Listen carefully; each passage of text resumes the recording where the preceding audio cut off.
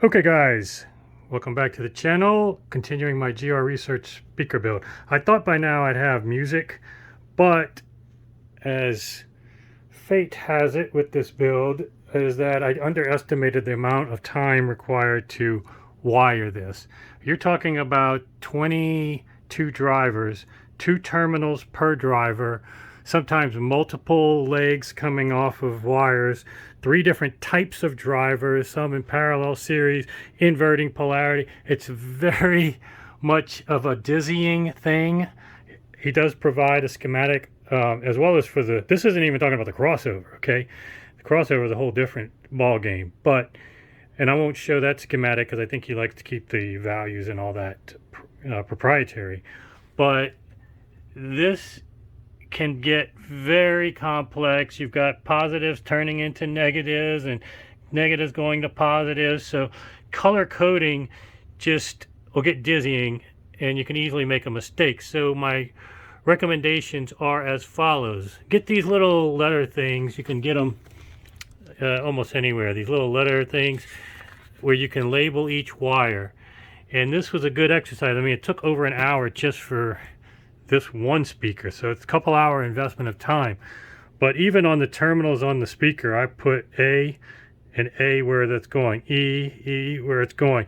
I just have a unique one, and I'm going all the way up to W, so that's how many of these things you need. And the reason being is that even doing this, I caught myself a few times with the wrong, taking something off the wrong leg.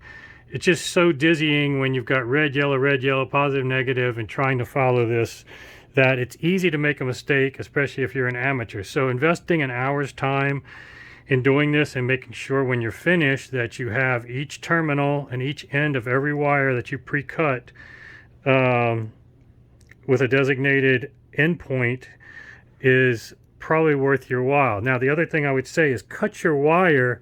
You have enough wire, he gives you enough, but not enough extra to mistake a long run. And some of these long runs will go from all the way at the top, all the way down to your crossover. And then you want to also allow for room for you to pull out the crossover, because you don't want to be soldering inside in that tight area. So you want to have enough leeway where you can pull it out. So I caught myself once where I didn't have enough room. So make sure you do your long runs first, cut those to length so you don't have an extra, and then these smaller ones you can probably get away with, and it's a lot easier with your spare wire. But as you can see, I don't have a ton. This is all my spare wire left, and I still got to do some stuff on the crossover. So this is quite, again, not for amateurs is my basic. Even though I'm an amateur and I'm doing it, I would say that probably most amateurs would get frustrated at this phase. There's very good reason why at car places there's a designated guy that only does wiring in cars, because nobody else likes to do it and it's a pain in the ass. And you know, and then soldering in these areas where I'm gonna have to get to these terminals in a very tight area is going to be a challenge in itself, and I'm an amateur solderer. So, and why do we call it soldering instead of soldering like other countries do? I don't know. Maybe that shows I'm an amateur. I don't even know that. So we'll see how this turns out, but I wanted to give these tips and just make sure you take on this project, you budget for quite a bit of time once you even get the drivers, just trying to wire it. And again, this isn't even the crossover board, which is a whole different animal.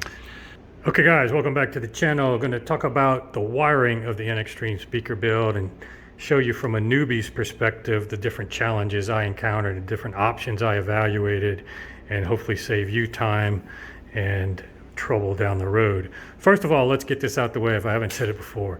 This is probably not the speaker to try if you're a total newbie. There's just 22 drivers, 2 terminals per driver, tons of wiring, these crossovers. I even had help with building these crossovers just because I didn't trust myself. And even with professional help, these were mounted a little, it's all clean and nice. Again, separating the inductors really is important the right way.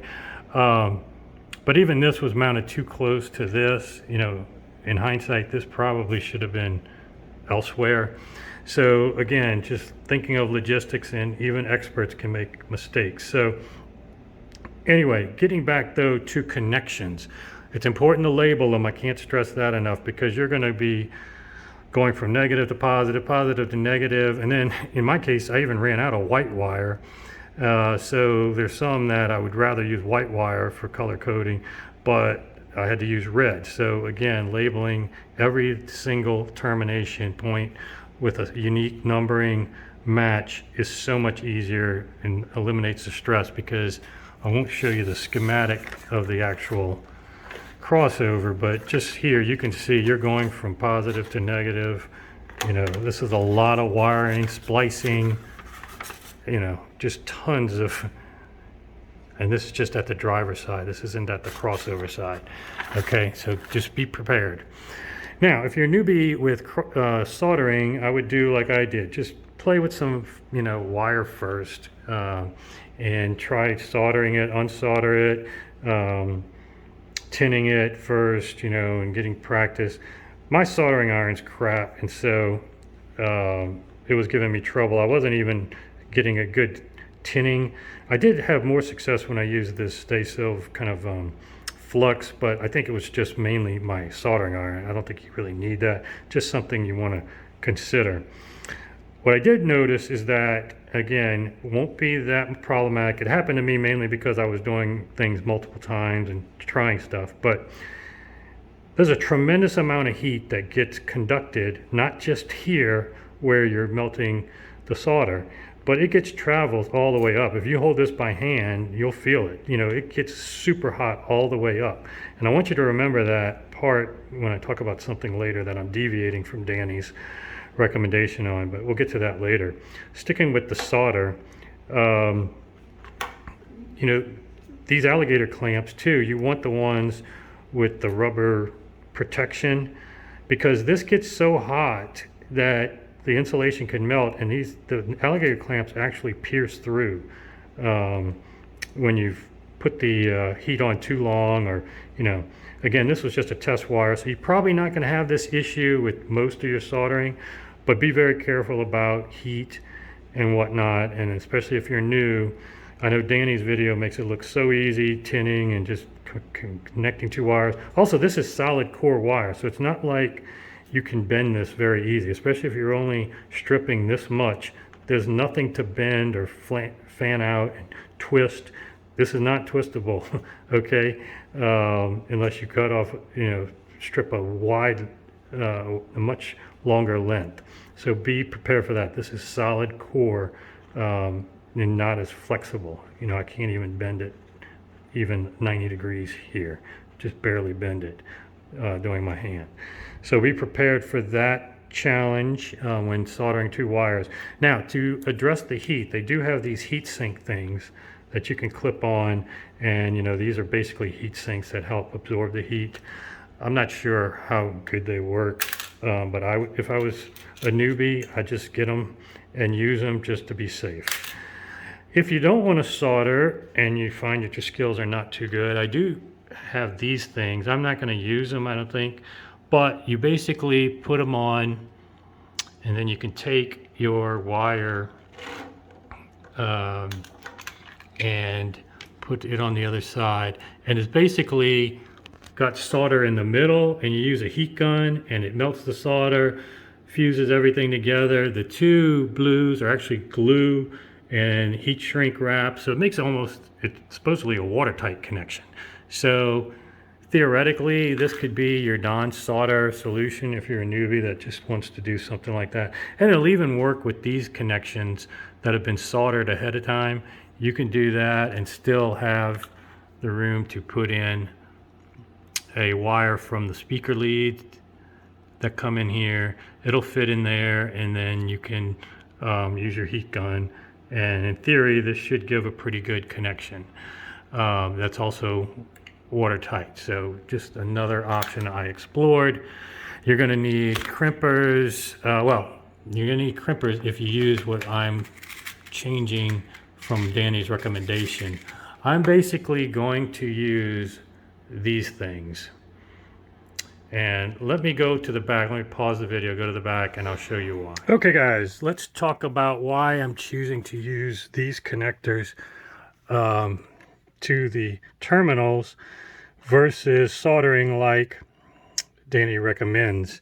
And he does have a good video that shows you how to do it. Tin this, tin the wire, just touch it to there with a little more solder. It can be done in a very quick manner. However, a few things to point out. That video was done on a table where the terminals can be laid parallel to the floor. You don't have to worry about any soldering running off. You got a lot of room to work with. And again, he's an expert. My soldering skills aren't as good. And you got to do this 40 times. You got 20 plus drivers, 22 drivers, 2 terminals per driver. And there's a few other things on top of that. This confined space. What are the odds of a big soldering iron, even the small pen ones, you hitting the side, you know, blemishing the finish, hitting the driver, hitting something that you shouldn't hit with the wire that's, or the part of the body that's hot? There's a pretty good chance of that happening in this confined space if you're not careful. And again, being careful 40 plus times adds to the risk. The other thing, as I showed earlier, there's a lot of heat. If you hold one end of the wire that's soldering, you can feel that heat go deep down the wire pretty far. And I don't like putting that much heat near a driver. It'll transfer into the driver. You could melt something. It might melt the solder on the other side of this, plastic around here, and even potentially damage the voice coil if you're, you know, an amateur and you're keeping the heat on here too long or you got too high a temperature. Again, even if it's just 1% chance, you're doing this 40 times. So you're increasing the potential of at least one mishap to happen. So for me, the trade-off is very minor because number one, these aren't the cheapest. These are gold-plated copper, not tin. And you know, most of your speaker connectors are like this as well. So you're not really, you know, you'd have to be super neurotic and, you know, have X-Men level hearing to be able to hear the difference between this and the solder on a base. Most of these are base drivers, okay? Remember that. So you've got about 16 base drivers. Now, if you wanted to, you do have more room where this cutout area is, and these drivers, you know, the tweeter you could probably solder if you want, but again, that one is also very susceptible if you have heat going in here. You know, that's just something I'm personally avoiding, even the potential of that happening, and doing the trade-off with these. And you can solder these to the wires separately and, you know, enhance that connection. It doesn't have to be 100% crimp on both sides. The other thing is, you know, you say, well, maybe just solder this stuff when it's still outside the baffles. And you could do that theoretically, but you kind of need to mount these drivers in the baffle so you know what the lengths of these wires are going to be.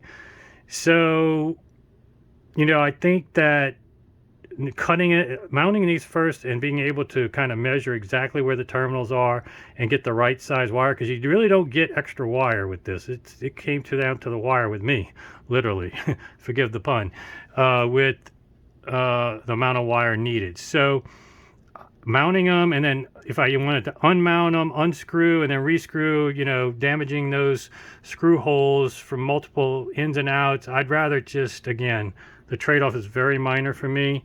And again, this is advice I'm giving you is for fellow amateurs like me, and looking out for things that could be potential issues and erring on the safe side versus, you know, the ultra neurotic side.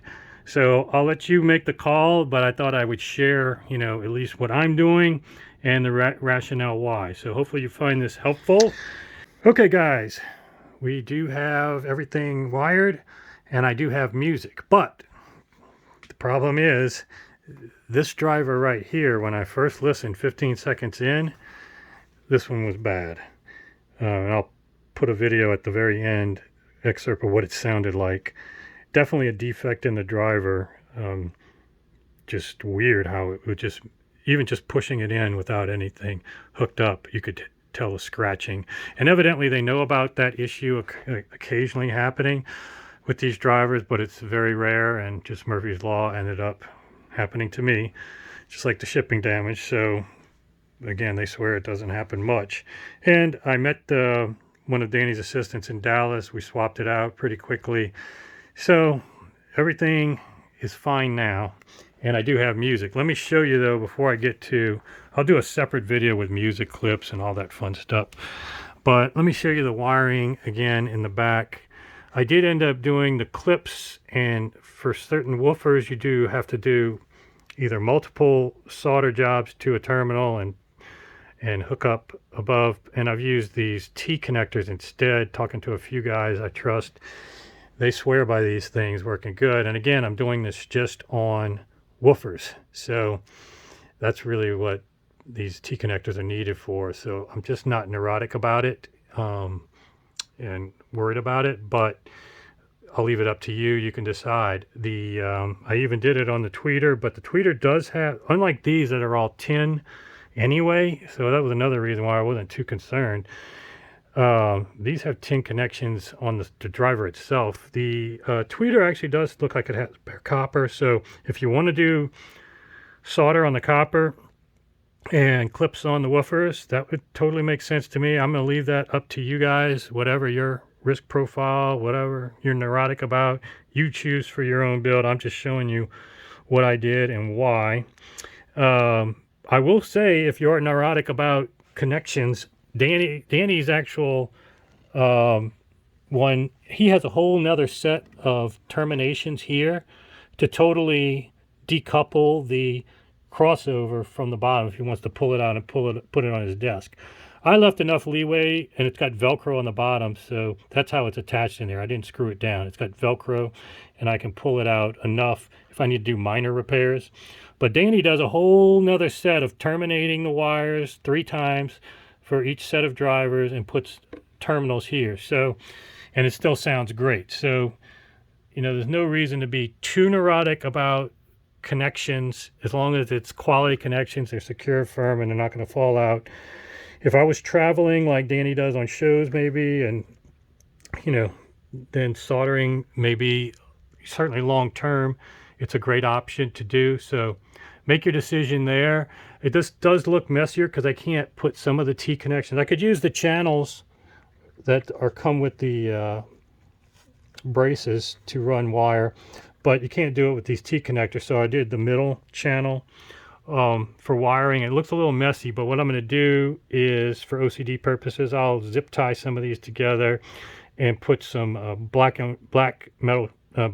tubing to pretty it up. OCD purposes, it'll keep the black and white vibe that I'm going for. You'll have that in the back, even though most people aren't going to see it. It'll look a lot nicer. So again, just a little bit of deviation from what Danny does. I do have some footage of how Danny hooked up his. Maybe I'll put it somewhere over here, included in this video, so you can see 2 options for how you may want to wire things, Danny's way or my way, and you know, make a call for yourself. So hopefully this is helpful. And the only other thing I say is that some of this no-res wants to warp, and it looked fine the day I put it on, but I came back a day later and half of these were peeled away and warping off of the surface. So not a big deal, because I could glue them, open baffle, you know, I can see that, but it happened a day later. So it makes me wonder, if you're putting no-res into a sealed box cabinet where you can't see, I would wait a day just to make sure the adhesive stayed on whatever you affixed it to, because it didn't happen with all of them, but at least half of them on one speaker, it pulled away and I had to glue to the surface. And all this is primed MDF, so I'm not sure why it wouldn't adhere to that in some cases. But again, maybe just Murphy's Law with me. I'm the only one that has that problem. I'm giving you that information in case you use no-res. Make sure it doesn't happen to you, or you can glue it down where it does. All right, that's pretty much it, guys. The next video will be music clips, because I have been listening, and They are definitely impressive. So you'll want to subscribe, sign up for notifications, and I'll see you back here soon.